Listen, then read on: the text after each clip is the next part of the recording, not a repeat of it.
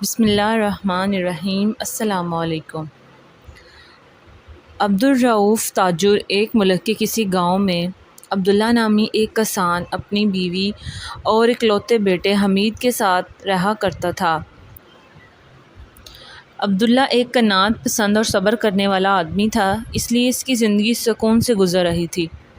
بس اسے ایک ہی دکھ تھا کہ اس کا اکلوتا بیٹا بچپن میں ایک حادثے کی وجہ سے نابینا ہو گیا تھا۔ بظاہر اس کی آنکھوں میں کوئی خرابی نظر نہیں آتی تھی اور قریب سے دیکھ کر کوئی بھی نہیں کہہ سکتا تھا کہ وہ نابینا ہے۔ عبداللہ نے اپنے بیٹے کے علاج معالجے میں کوئی کسر نہ چھوڑی، لیکن قدرت کو یہی منظور تھا کہ حمید کی بینائی بحال نہ ہو۔ انہی دنوں ولائس سے آنکھوں کا ایک بہت بڑا معالج شہر میں آیا تھا، تو عبداللہ نے حمید کو اس کے سامنے پیش کیا۔ معالج نے 2 گھنٹے تک بڑی توجہ کے ساتھ اس کا معائنہ کیا، لیکن کسی نتیجے پر نہ پہنچ سکا۔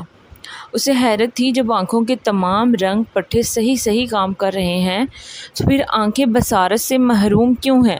مجھے بے حد افسوس ہے، میں آپ کے بیٹے کی کوئی مدد نہیں کر سکتا، معالج نے مایوسانہ لہجے میں کہا۔ چونکہ اس کے نابینا پن کی وجہ مجھے سمجھ نہیں آ سکی، اس لیے علاج بھی نہیں کر سکتا۔ حوصلہ رکھیے اور اللہ سے دعا مانگتے رہیے، ممکن ہے کوئی معجزہ آپ کے بیٹے کی آنکھوں کی روشنی بحال کر دے گا۔ معالج نے بالکل سچ کہا تھا۔ معالج کی بات سن کر عبداللہ اپنے حواس کھو بیٹھا۔ اس کے مزاج میں سختی، چڑچڑاپن، بے رحمی پیدا ہوتی چلی گئی اور اب وہ اپنے بیٹے کے ساتھ بیزاری کا برتاؤ کرنے لگا۔ حالانہ نابینا پن میں اس بیچارے کا کیا قصور تھا؟ حمید چپ چاپ ڈانٹ ڈپٹ سہتا رہا، اور کرتا بھی کیا؟ کہاں جاتا، کس سے فریاد کرتا؟ گھر میں صرف ایک ماں تھی جو اس کا سہارا بنی تھی۔ وہ بیٹے کی طرفداری کرتی تو باپ اسے بھی باتیں سناتا۔ اس طرح برا بلا اور جھٹکے سنتا رہا۔ 12 سال بیت گئے۔ اچانک ایک دن ایک زہریلے سانپ نے ڈس کر اس کی شفیق ماں کو اس سے جدا کر دیا۔ اب حمید بالکل بے سہارا ہو چکا تھا۔ ماں کے اس طرح اچانک مر جانے سے حمید کچھ بدحواس ہوا کہ اس نے اپنے گھر اور باپ کو چھوڑ کر شہر جانے کا ارادہ کر لیا۔ اس نے کسی سے سنا تھا شہر میں کچھ ایسے نیک اور ہمدرد لوگ بھی رہتے ہیں جو معذوروں کے رہنے، کھانے پینے اور قیام کا انتظام کرتے ہیں، اور جو پڑھنا چاہے اس کی تعلیم کا انتظام بھی کرتے ہیں۔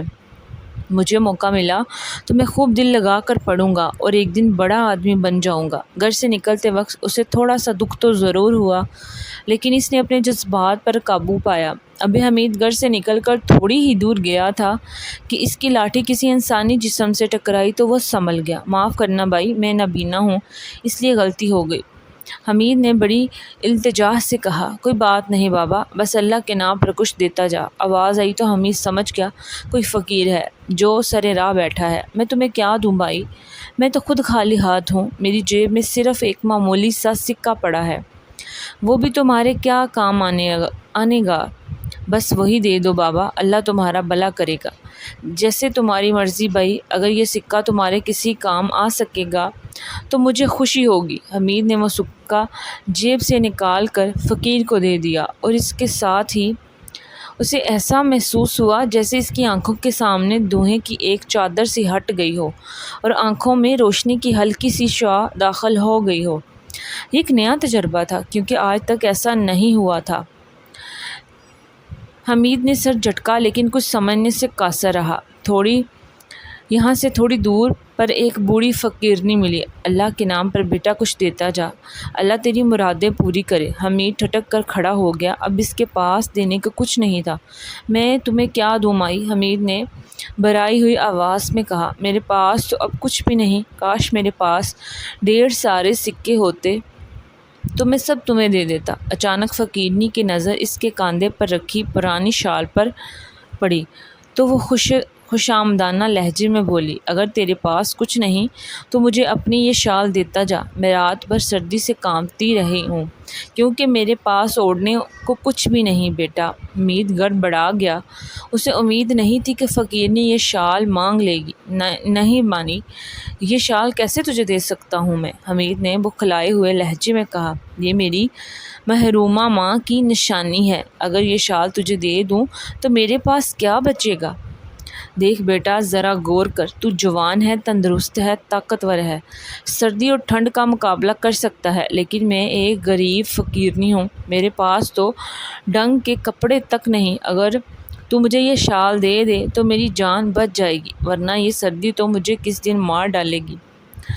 تیری ماں تو مر گئی بیٹا، اب اس کا کیا غم، میں تیری ماں کی طرح ہوں، مجھے بچا لے میرے بچے، مجھے بچا لے۔ حمید کا دل ہمدردانہ جذبات سے بھر گیا اور آنکھیں نم ہو گئی۔ تم نے ٹھیک کہا بڑی بی، میں جوان ہوں، تندرست ہوں، طاقتور ہوں، میں سردی کا مقابلہ کر سکتا ہوں، میرے مقابلے میں تمہیں اس شال کی زیادہ ضرورت ہے۔ لو مائی، اب یہ شال تمہاری ہوئی۔ حمید نے شانے سے شال اتار کر بڑھیا کو دے دی۔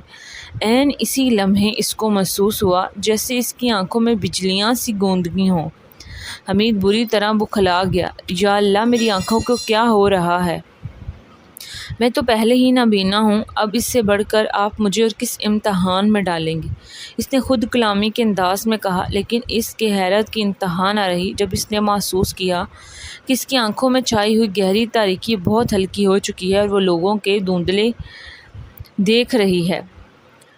جب اس نے محسوس کیا کہ اس کی آنکھوں میں چھائی ہوئی گہری تاریکی بہت ہلکی ہو چکی ہے اور وہ لوگوں کے دھندلے سے سائے دیکھ سکتا ہے، لیکن اس کے چاروں طرف کی چیزیں گڈمڈ ہو رہی تھی اور حمید یہ تعین کرنے سے قاصر تھا یہ کیا چیزیں ہیں، اور حیرت اور خوشی کے ساتھ بڑبڑاتا ہوا قدم بقدم اس ندی کے کنارے پہنچ گیا جسے عبور کر کے وہ شہر پہنچ سکتا تھا، لیکن وہ تنہا اسے عبور نہیں کر سکتا تھا کیونکہ یہ ایک انتہائی خطرناک پہاڑی ندی تھی جس کے پانی میں اتنی طاغیانی تھی کہ اچھے خاصے طاقتور آدمیوں کے قدم بھی لڑکھڑا جاتے۔ حمید ندی کے کنارے ایک درخت کے نیچے بیٹھ کر ایسے لوگوں کا انتظار کرنے لگا جو اسے ندی پار کرا دیں۔ اچانک اس کے کانوں میں ایک ایسی آواز پڑی کہ وہ مضطرب ہو کر اٹھ کھڑا ہوا۔ ارے یہ تو میرے بابا کی آواز ہے، مگر وہ یہاں؟ میں تو انہیں گھر پر سوتا ہوا چھوڑ کر آیا تھا۔ حمید بڑبڑایا اور پھر بے تابانہ انداز میں چیخا، بابا کیا آپ ہیں؟ آپ ندی کے بیچ کیسے پہنچ گئے؟ میں تو آپ کو گھر پر سوتا ہوا چھوڑ کر آیا تھا۔ کون؟ حمید، ہاں بیٹے، یہ میں ہوں، تمہارے بابا۔ مجھے بچا لو میرے بچے، میں ڈوب رہا ہوں، میں ایک کائی زد چٹان سے چمٹا ہوا ہوں، لیکن میں زیادہ دیر تک اسے پکڑ نہیں سکتا، مجھے بچاؤ حمید، میری مدد کرو میرے بچے۔ اچانک بیزاری کی ایک شدید لہر حمید کے پورے وجود پر چھا گئی اور وہ تلخ لہجے میں بولا، آپ نے میرے ساتھ کون سا اچھا سلوک کیا ہے؟ آپ روزانہ ذرا ذرا سی بات پر مجھے اور میری ماں کو برا بھلا کہتے رہے۔ اگر میں نابینا ہو گیا تھا تو اس میں میرا کیا قصور، یا میری ماں کا کیا قصور تھا؟ اب آپ کس منہ سے مجھ سے مدد مانگ رہے ہیں؟ میں اپنی سب غلطیوں تسلیم کرتا ہوں میرے بچے، حمید کے باپ کی آواز آئی، لیکن یہ وقت ان باتوں کا نہیں ہے حمید بیٹے، پہلے مجھے بچانے کی کوشش کرو، اگر میں بچ گیا تو تم سے ہاتھ جوڑ کر اپنے رویے کی معافی مانگ لوں گا۔ حمید کا دل بھر آیا اور دل میں محبت کا جذبہ شدت سے ابھر آیا۔ ٹھیک ہے بابا، میں آپ کو بچانے کی پوری کوشش کرتا ہوں، آپ جیسے بھی ہیں میرے والدین ہیں اور آپ کو بچانا میرا فرض ہے۔